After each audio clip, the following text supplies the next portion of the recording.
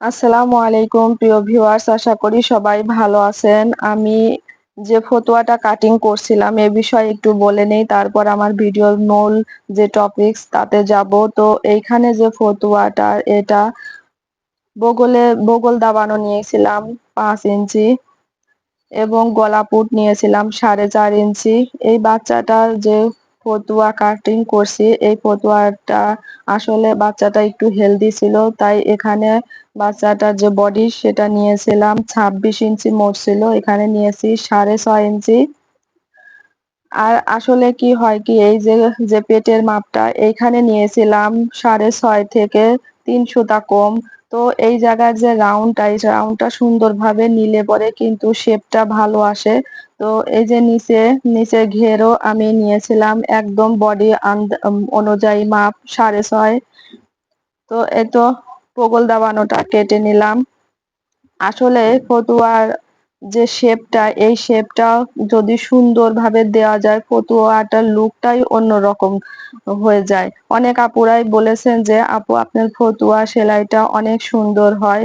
তো সেই জন্য ভাবলাম যে আমার মতো যাতে আপনারাও কাটতে পারেন, নতুন অনেক আপুরাই দেখে আমার ভিডিওগুলো দেখেন, যাতে তারা সুন্দরভাবে ফতুয়াটা কাটিং করতে পারেন, সেই জন্য আর কি ভিডিওটা দিলাম।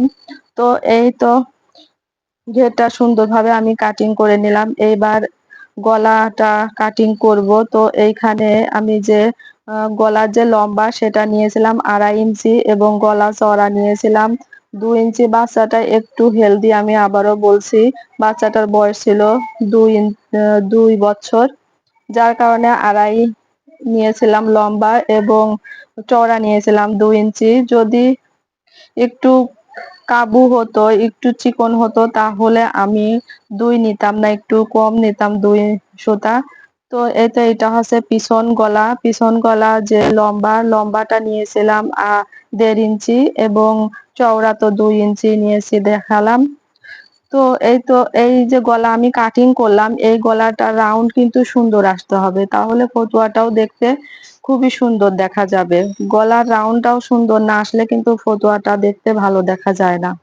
যাই হোক, এই যে এইখানে যে কাপড়টা বেঁচেছে, এখান থেকে আমি পাইপিং এর কাপড়টা কেটে নেব। তো আরেকটা যে বিষয় আপনাদের বলে দেই, এইখানে যে কাপড় কাটছে, এই কাপড়টা কিন্তু আপনারা অবশ্যই 2 থেকে 1.5 ইঞ্চি বেশি রাখবেন। তাহলে হয় কি যে বোতাম ঘাট এবং বোতাম পট্টি যেটা আর কি বলে, সেটা কিন্তু এক্সট্রা ভাবে লাগাতে হয় না। তা আমি দেখেছি যে অনেক যে কিনা ফতুয়া গুলো বাজার থেকে আনা হয়, সেই ফতুয়া গুলো এভাবেই কিন্তু ওরা এক্সট্রা কাপড় রেখেই সেলাই করে দেয়, দেখতেও সেটা সুন্দর দেখা যায়। যার কারণে আমি এভাবেই ফতুয়া গুলো বানাই। তো যাই হোক, আমার প্রিয় আপুরা, শুরু থেকে শেষ পর্যন্ত যদি আমার এই ভিডিওটা দেখেন, তাহলে অবশ্যই এই ফতুয়াটা কাটিং এবং সেলাই সুন্দরভাবে আপনারাও শিখতে পারবেন। আর এবার আসি আমার ভিডিওর মূল টপিকসে। ধৈর্য ধরে পরিশ্রম করুন, সফলতা আপনার দুয়ারে এসে কড়া নাড়বে। মানুষ ছোট থেকে বড় হয়, বড় থেকে কেউ কখনো বড় হয় না। আমাদের গ্রামে অনেকেই দেখি বলে যে পরিশ্রম করলে যদি বড়লোক হতো, তাহলে তো গাধাও বড়লোক হয়ে যেত। আসলে এই কথাটা বলা কিন্তু ঠিক নয়। গাধা তো পশু আর মানুষ আশরাফুল মাখলুকাত। তাই যদি না হতো, তাহলে মহান আল্লাহ তাআলা বলতেন না যে তোমরা ফজরের নামাজ পড়ার পরে নিজ নিজ যে কর্মস্থল সেখানে চলে যাও। তাই প্রিয় ভিউয়ার্স, বলছি ধৈর্য ধরে পরিশ্রম করুন, সফলতা আপনার দুয়ারে এসে কড়া নাড়বে। এটা আসলে আমার কথা যে সেটা নয়। আর আমি বলতে চাই যে ধৈর্য ধরে পরিশ্রম করলে আসলেই সফলতা আসে। কারণ কি জানেন আপুরা, সেটা আমি প্রমাণিত। আলহামদুলিল্লাহ, আমি যে কাজটা করছি, টেইলার্স এর কাজটা করছি, এই টেইলার্স এর কাজ কিন্তু আমি যখন শুরু করেছিলাম, তখন অনেক আপুদের মতোই ভাবতাম যে কে আমার কাছে আসবে, কারা আমার কাছ থেকে সেলাইয়ের কাজ শিখবে, কে সেলাই শিখবে। আলহামদুলিল্লাহ, আমি কিন্তু অনেকের সেলাইয়ের কাজটাও শিখিয়েছি। এখন আমার যে টেলার্স এর কাজ করি, এই টেলার্স এর কাজের যে অভিজ্ঞতা এটা কিন্তু সবাই জানে। আমার গ্রামের আশেপাশের মানুষও অনেক দূর থেকেও কিন্তু এসে আমার কাছ থেকে ড্রেসগুলো বানিয়ে নিয়ে যায়। এখন আর আমার টেনশন করতে হয় না যে আমি যে কাপড়ের যে অর্ডার সেটা কিভাবে পাবো। প্রিয় আপুরা, এটা কিন্তু ধৈর্যের ফল। ধৈর্য ধরেছি বিধায় আমি এই পর্যন্ত আসতে পেরেছি। আমি পারলে, অন্য আপুরা পারলে আপনি কেন পারবেন না? আমার মাঝে মাঝে কি হয় মনে হয় জানেন, আমার মনে হয় যে এত অর্ডার কেন আসে, তার পরক্ষণেই ভাবি আলহামদুলিল্লাহ, আল্লাহ আমার রিজিক লিখেছেন এইখান থেকে, তাই আমার কাছে এত অর্ডার আসে।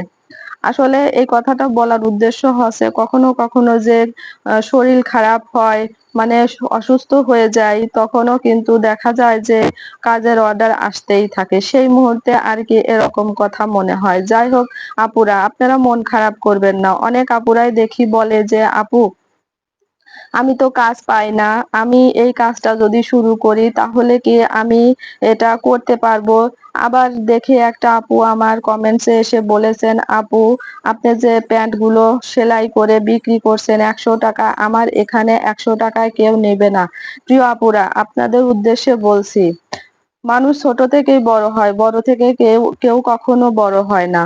আমার এইখানে যে আমি কাপড়গুলো সেলাই করি, আবার অনেকেই বলে যে আপু আপনার ওইখানে তো কাপড় ভালোই দেখি মজুরি দেয়, আমার এখানে এত মজুরি দেয় না। প্রিয় আপুরা, আপনাদের একটু সাহসী হতে হবে। সাহস করে আপনাদের যে কাস্টমার তাদের কাছে বুঝায় বলতে হবে যে আম, আপুরা কিংবা ভাবিরা, আমি যে কাজটা করছি এই কাজটা আসলে যে আপনারা এতটা সহজ মনে করেন তা না, এটাই কিন্তু আমার অনেক পরিশ্রম হয়, তাই পরিশ্রম অনুযায়ী যে মজুরি সেটা দিবেন। আপনারা যদি একটু বোঝাতে পারেন অবশ্যই অবশ্যই তারা বুঝবে, কারণ এখন দ্রব্যমূল্যের যে ঊর্ধ্বগতি হয়েছে তাতে করে কিন্তু আপনি বাসায় বসে যে কাজটা করবেন সেই কাজটা কিন্তু অল্প কিছু মজুরিতে আপনার পোষাবে না। তাই একটু সুন্দর করে বোঝানোর চেষ্টা করুন। তবে হ্যাঁ, অবশ্যই এই বিষয়ে কখনোই কাস্টমারের সাথে দুর্ব্যবহার করবেন না, তাহলে কিন্তু তারা আপনার কাছে কখনোই আসবে না।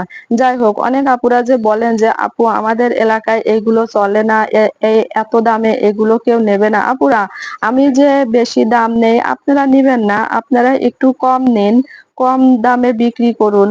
আমি যে এইখানে যদি 50 টাকা লাভ করি, আপনারা ওইখানে 20 টাকা লাভ করুন, তবুও করুন।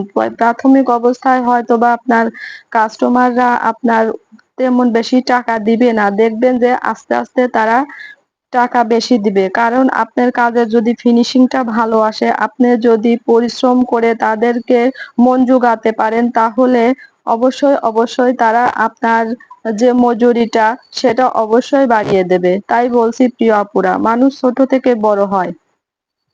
আপনি যখন কাজটা শুরু করবেন তখন একটু বুদ্ধি খাটিয়ে কিন্তু তাদের কাছ থেকে নিজে ইচ্ছা করে একটু কম নেবেন, তাহলে আপনার যে পরিচিতি সেটা কিন্তু বাড়বে। দিন দিন যখন বাড়তে থাকবে তখন দেখা যাবে এক পর্যায়ে আপনার কাস্টমারের অভাব হবে না, তখন আপনি একটু বাড়িয়ে দিবেন মজুরিটা। তখন বোঝানোর চেষ্টা করবেন যে সবকিছুর দাম বেড়েছে, আমার মজুরিটাও একটু বেশি দিতে হবে।